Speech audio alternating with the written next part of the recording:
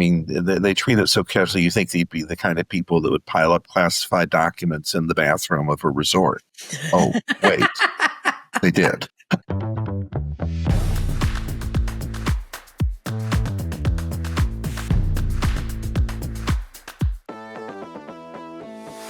Hello, team, and welcome to Bureaucracy. I'm your host, Emily Gross. I'm very excited today because I have David Super with me, who is a professor of law and economics at Georgetown.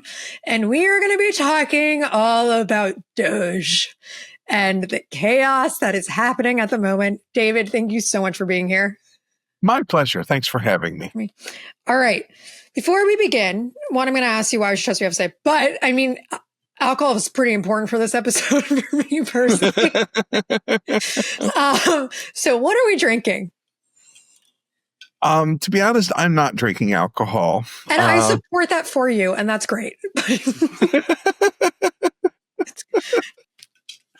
My whole city's drinking. It seems to be drinking alcohol and way too much of it. So I'm parting company.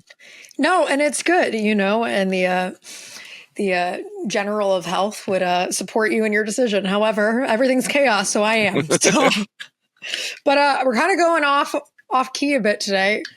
I'm doing canned rosé from the Pinot Project because there are no rules anymore. So who cares? Excellent. Perfect. This is a type of wine that I think probably would have looked better if it stayed within the glass and the container, but that's okay. Anyways, cheers. Cheers. It tastes terrible, like our democracy feels at the moment. Okay.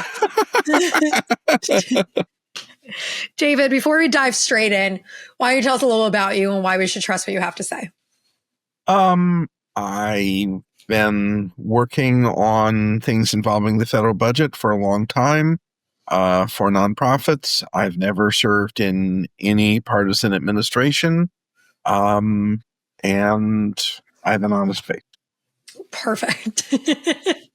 We love to hear it.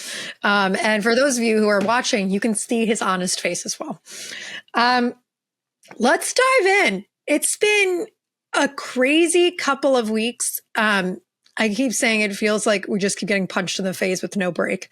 And Elon Musk is apparently taking over Washington, and DOGE, the Department of Government Efficiency, is tearing things up. What are your initial thoughts? Never seen anything like it. And I don't think the country's ever seen anything like it. They're trying to set the world land speed record for breaking federal laws, and I think they've got it. Yeah. Let's talk about some of those because they are doing a lot of things. And obviously there are a couple of, lawsuits that are already in the works, but nothing is really stopping them in the immediate. What do you think is illegal? Freezing money that Congress has directed the president to spend, that's illegal. Firing inspectors general without giving 30 days notice to Congress, that's illegal. Repealing federal rules without going through procedures to give public chance to comment, that's illegal. Shutting down the USAID when Congress specifically said there will be one, that's illegal. And ignoring the 14th Amendment to say that people born here are not U.S. citizens. That's illegal. I'm sensing a theme here. Yeah. It's kind of striking. But then again, these are the people that gave you the idea that the vice president gets to overrule the people and choose the next president. Didn't quite work when they were trying to sell it to Mr. Pence, but the same legal genius is now at work big time in reforming our federal government. Yeah, it is. It's insane. It is like crazy from an outsider perspective to be watching what is happening and to feel so powerless in a way. And it feels like the only way to stop this is through legal outcomes. And the trust in the legal system is pretty low at the moment, especially when it comes to Supreme Court. Yeah, it's just for people who are not fully aware, we'll do a little breakdown on what's been going on. Elon Musk is now running as a special employee, which just came like a couple days ago, because technically he was just running amok with no title. No one knew who he was or what protections he did and not have. So he's been listed as special employee. He has an office in the White House, and they have access to basically every federal agency and system. And they are going in and they are cutting. I just did a video on this for my day job, and so which is why, unfortunately, I know so much, which sent me into such a fun spiral. But it's so they've been into the OPM, Office of Personnel Management, and they have gotten all the names of all the people who work within the government, right? They GSA, so they're cutting huge amounts of contracts and also building leases. On Twitter, they say, well, I'm sorry, X, or fuck it's called. They say they're like saving the government around $1 billion a day by cutting these contracts, which who knows, right? They have now they went to the Treasury Department, which has caused, when they now have access to one of the most important Treasury payment systems, which is pays out Medicare and Social Security. And then now they're went into USAID. And they've shut that down and have locked people out. And anyone who tries to get in their way is put on leave and forced to go. And they are starting on the Department of Education next. They are already in the building. They are trying to take it down. And Trump is apparently readying an executive order that's going to help dismantle it until Congress can officially take the rug out and get rid of that Department of Education. It is beyond insane amount of change and disregard for any type of status quo. And it's unfathomable. Yet people are, but it should be, because they've been saying they're going to do this for months and months. Is there anything that can be done? What they're doing is so blatantly illegal. The very first Congress, the first time Congress met after the founding of the country, one of the first laws they passed was to set up what departments we would have. This isn't something George Washington cooked up. This is something Congress did. Since the very first Congress has said what agencies we'll have. There is a law, I can tell you where to find it, that creates USAID. There is a law, I can tell you where to find it, that creates the Department of Education. And if Trump can persuade Congress to amend the law, more power to him. But he's ignoring the law. He's ignoring a practice that everyone since George Washington has done. And I got news for you. You're not better than George Washington. You're not better than all the other ones. Well, he likes to think that he's as good as Abe Lincoln. So I don't know. Well, I think I'll that take a lot of for people, that's worth one. Mm-hmm. I don't think the courts are going to like this. What he's basically saying to the U.S. Supreme Court is, I own you. I am going to do stuff that you can't defend with a straight face. And so you will have to completely humiliate yourselves and completely debase your legacy to uphold the stuff that I'm doing. He has said repeatedly that the three justices he appointed owe him, and he's trying to collect on the debt by trying to get them to sustain the unsustainable with completely crackpot legal theories, if you can even call them that. And we're going to find out, does the Supreme Court want to be treated as his lapdog? Mm-hmm. I mean, if you snort a line of cocaine in New York in front of a police officer, you're going to get arrested because it's illegal. Why can't we just arrest? Why can't we arrest Elon Musk? Can you tell me what I'm getting wrong? Well, the person who would have to arrest Elon Musk works for someone who works for someone who works for someone who works for Donald Trump. And Donald Trump doesn't want Elon Musk arrested, at least not yet. Two egos of that size, can they really coexist in one building, in one planet for very long? I don't know. But at the moment, Elon Musk is the golden child. It'll be interesting when the two of them fall out. But right now, they're working together, and the law and the government, a lot of very vulnerable people are getting trampled. It's terrible. It's absolutely awful. And there were protests today from all of these employees that have just been kicked out and told don't come into work. I want to talk about something that I think is so interesting, which has in their mind set the stage for them to allow to be able to do this, which is the Chevron doctrine, which was overturned by the Supreme Court in this past Supreme Court season. I don't know. Yeah, term. Yeah. I remember when that came out being like, this is such a huge deal and no one is talking about how insane this is going to be and affect things, especially if Trump becomes president.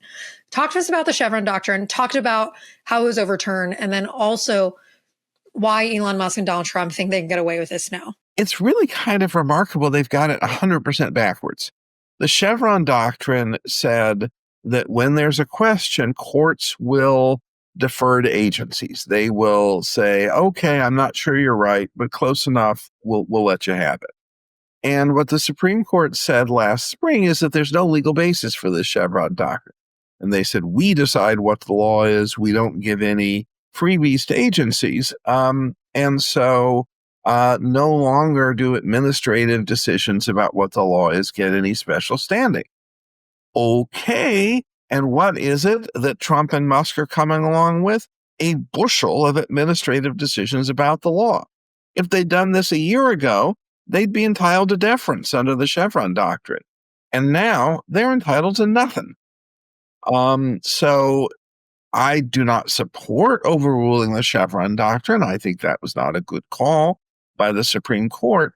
But their timing's kind of remarkable because it's going to contribute to the undermining of this reign of lawlessness from Trump and Musk. That's such an interesting perspective. Also, adorable cat. So cute. Where'd my dog go? Oh, he's right behind me. Your cat is probably bigger than my dog. Okay, sidetrack. Sidetracked. It's okay. That's such an interesting perspective because it's exactly the opposite of what they wrote about in the Wall Street Journal op-ed when Vivek Ramaswamy was still involved. And then obviously we saw the battle of two egos, no matter what they say. And Vivek Ramaswamy's out and running for governor of Ohio, maybe, because that's obviously what he cares about more. So dumb. And so you're saying that the Chevron doctrine being overturned actually hurts their actions more? It does. It does, because they're saying we're the agency, trust us. And the Supreme Court has said we don't play by those rules anymore. Interesting. If they were going to overrule the Chevron doctrine, doing it right before Donald Trump becomes president again is perfect timing. I love it. Oh, how the tables have turned. Interesting. I like that perspective and I hope it holds up. Because all I can think about is Clarence Thomas and Ginny Thomas giving Trump a big old hug and handshake at his inauguration party. So for those who didn't watch that happen, it sure did. And remember, this is supposed to be a nonpartisan, fair judgment. So it is, but even if they get Justice Thomas's vote, that's only 1/5 of what they need. And the legal theories they're talking about here are just about as bad as smoking, as snorting a line of crack in front of a cop in New York. They're just about as likely to get you busted. And can he really find 5 justices that are willing to say, sure, up is down and down is up? Maybe, but I don't think so. Interesting. Okay. I'm gonna hold on to that for the little bits of hope that I have. What's been the craziest one to you out of all of the things we've been seeing? What stuck out to you the most? I mean, the craziest one has to be getting this notion of getting rid of birthright citizenship. I mean, it's right there on the face of the 14th Amendment. And all these others, Trump is saying he's bigger than the law. Here he's saying he's bigger than the Constitution. And the funny thing about this is that the Supreme Court decision that he is purporting to overrule as if he had the power, is a decision by one of the most reactionary Supreme Courts we've ever had. This is 2 years removed from Plessy v. Ferguson, which legalized Jim Crow, and all the same justices, or at least the ones that were still on the court, voted for the current interpretation of birthright citizenship. So effectively, he's saying, I'm even more extreme than the Supreme Court that believed in separate but equal. I don't think that's going to stand up. I'd be stunned if he got a single vote on the Supreme Court for that one. Interesting. That's good news to hear. I know, because we talked about that proposal quite a bit, and luckily, the justice system has stopped that from from enacting as it goes through the court system. But that is certainly a shocking one. Walk me through what Congress says in regarding appropriations, and if a federal agency is granted a certain amount of money, how it works and why it's illegal to take it away. Well, Congress usually, not always, but usually passes two different laws. It passed a law setting up a program, and it passed another law funding the program. The setup law is typically permanent. The funding law is typically annual, but, there's variations on everything. And the setting up law usually says something like, if we give you money, here's what you do with it.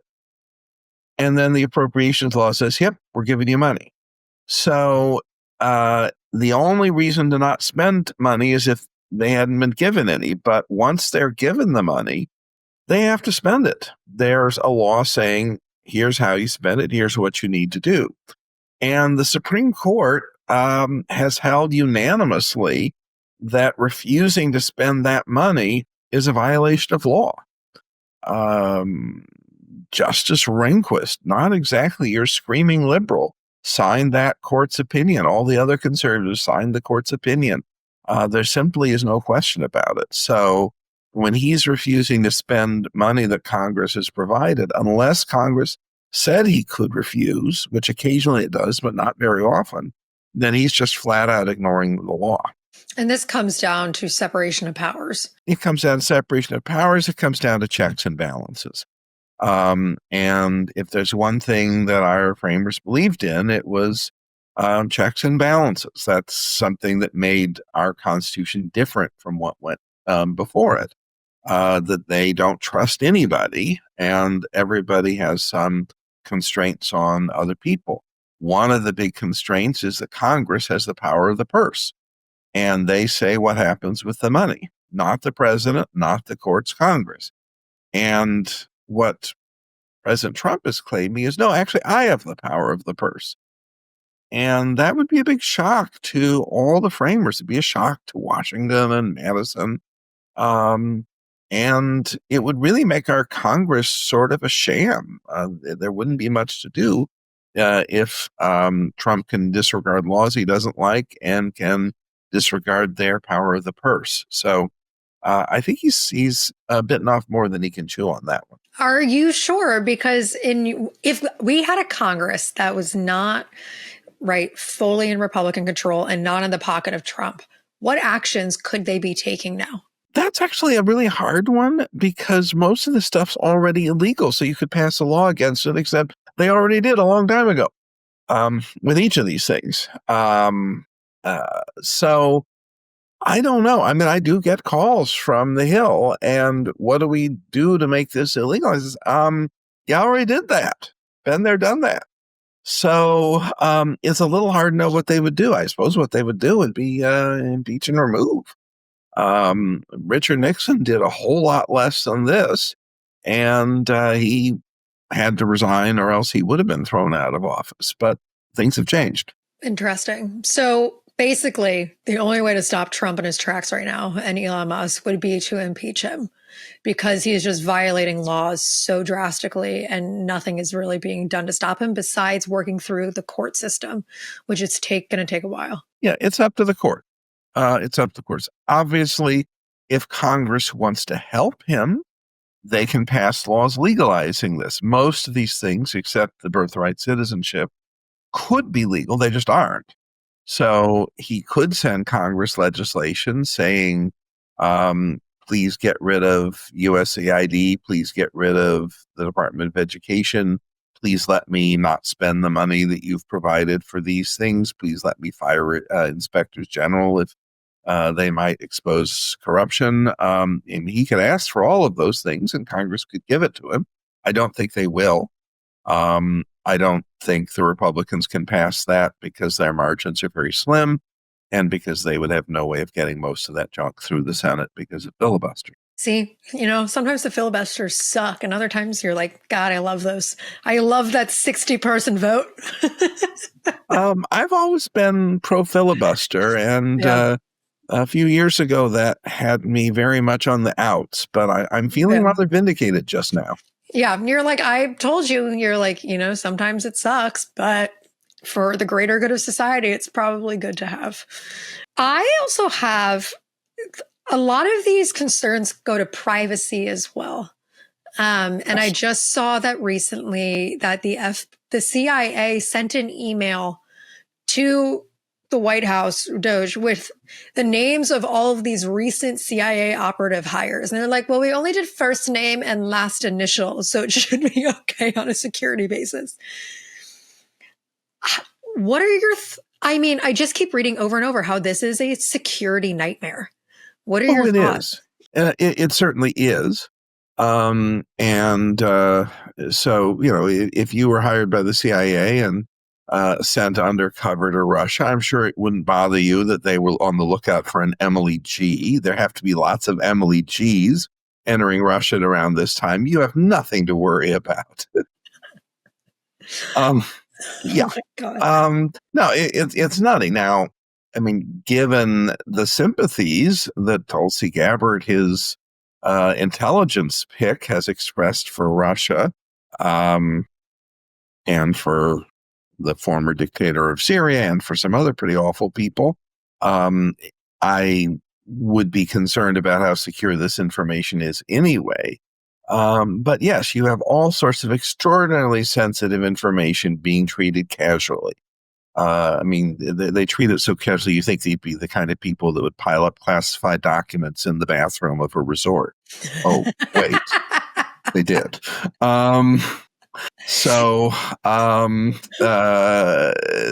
They've got access to the payment system at the Treasury Department. And they say, oh, we're finding all these illegal payments. There's nothing there that could show you whether it's legal or not. Plus, by the way, what law school did you go to, Elon Musk? I don't believe any. But all it is a checkbook. So you're not getting information about what's legal or not. What you're getting is people's social security number and their bank routing numbers, which is not useful for determining what's legal, but very useful if you happen to be a hacker. Is Musk keeping this information very secure? I hope so. Because I have overpaid my taxes and gotten a refund, and so I'm probably in that system somewhere. And I do not want my bank account emptied out. Thank you very much. Yeah. And for people that don't know, most of the people that are working for DOGE and Elon Musk are past Musk employees and have worked for his other companies. They have set up a sleeping area, I believe, in the General Service Administration building. They're literally sleeping there, doing this around the clock. And I think Elon Musk said they're working like 120-hour weeks. And a lot of the team is also 19 to 24 years old and young men who don't appear to have any sort of government experience, let alone legal experience. They appear to be software engineers.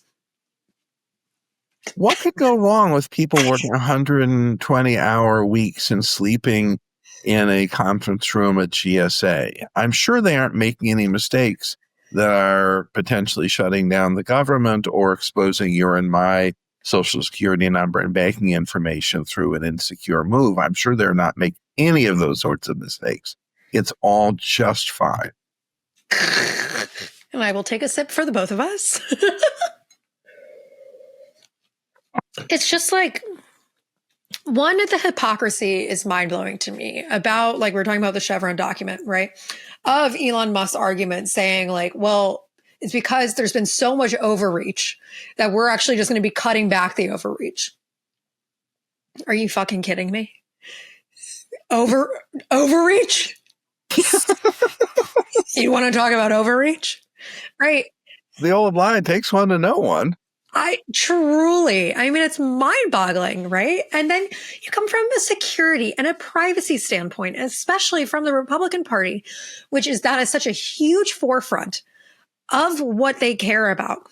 To have just all these unqualified people who do not know these systems well, looking at all of this sensitive private data in these systems, right? I mean, they have access to a huge federal aid data set, right? This affects every single person because the more hands that touch this, the more likely it is it's going to end up in bad actors' hands. And people need to recognize that. Like, you can be upset and think that there is a lot of government waste. There absolutely is. And for people who think that Democrats don't think that, that's wrong, right? There is absolutely inefficiencies within the government, and there is absolutely an excessive amount of money that's probably not going the places it needs to be, right? This is not the way to do it. This puts so many people at harm within the United States, outside of the United States. It is just detrimental. And it's just, it's wild to be watching and trying not to feel just such anger and dread. Well, it's strikingly ignorant. I mean, government does a lot of things in fairly ponderous ways, but sometimes they do that because they have so much power that there's a concern that it not be abused. So why do we have only a few carefully vetted people having access to this payment system? Because if the information got out, it would be devastating to millions, tens of millions of people. And the notion that some 22-year-old with no experience and no training knows better, and their idea of what's safe is fine. They're having no experience with the kinds of things that the Russians and the Chinese and the Iranians and others might try to do to get their hands on it, to say nothing of just random cyber criminals. It's crazy. You really think you know more at 22 than the accumulated experience of people over several decades fending off real threats from real crooks? I don't think so. No, it's crazy. So what do we do now? We hold members of Congress accountable. At this point, the administration has gone completely rogue. Republicans in Congress can send a message that this is too much. A few of them have started speaking out. Bunches of them are talking on background reporters, which accomplishes not much of anything. If anything, it sort of proves they're afraid that they won't let their names be used. But they should be held accountable because this is what they're enabling. There's talk that they would move some massive piece of legislation through to accomplish the Trump agenda, cut taxes for rich people, cut food stamps for poor people. And it's time to put a hold on that until the Trump administration shows that it's willing to follow the law. We shouldn't be giving them anything more, and members of Congress should be held accountable for everything that's happening if they're going to go on and facilitate it. Absolutely. And these lawsuits, so like, do we just kind of have to wait while they commit all these violations until lawsuits make their way through the courts? The courts can move fairly quickly. The funding freeze was announced last week, Monday night, and there was a lawsuit in court. I believe the next day, an administrative stay issued almost immediately. Temporary restraining order in one case by the end of the week, in the other case, the beginning of the following week.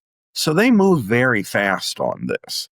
There are reports that the administration has not been complying with these orders, so we may end up seeing some contempt of court proceedings if that's true. But the courts can act fairly quickly. The birthright citizenship thing was enjoined today. I think some of these crazy things that they're doing to federal employees for no reason are likely to be enjoined maybe later this week or early next. So the courts can move fairly rapidly. Now, these are temporary orders, preliminary orders, but there's no reason why they aren't going to be made into permanent orders. And then, of course, the Trump administration will start appealing.